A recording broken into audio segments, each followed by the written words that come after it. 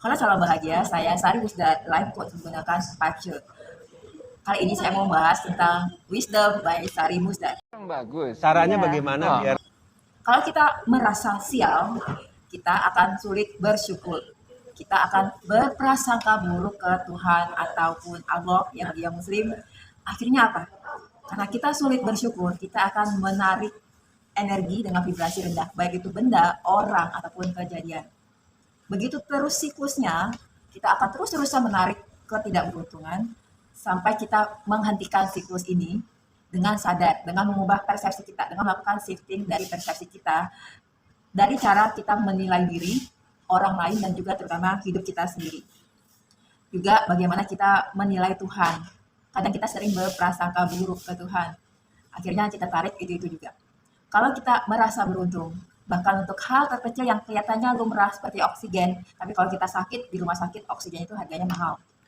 Maka kita akan lebih mudah bersyukur bahkan untuk hal-hal terkecil sekalipun.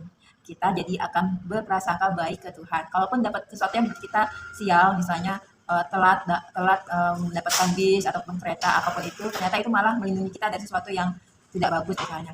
Kita akan lebih berprasangka baik ke Tuhan.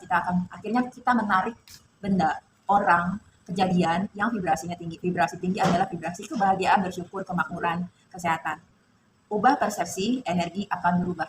Energi berubah, hidup akan berubah. Inner world kita akan mencerminkan bagaimana kita mendapatkan outer world. Abaikan orang-orang yang lensa mata batinnya terutama masih buram, hanya melihat ketidakberuntungan tanda kutip di dalam diri kita.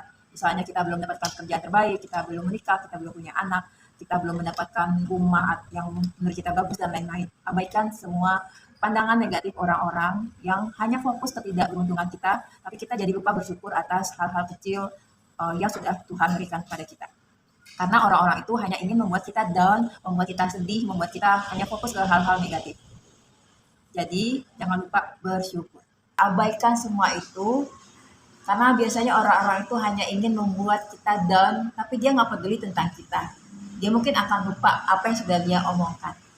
Sekali lagi, ubah persepsi, ubah energi dalam diri kita, karena outer world adalah jaminan dari inner world. Energi berubah, hidup akan berubah.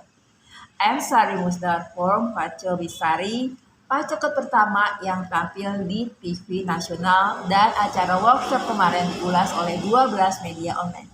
I'm sending love and light.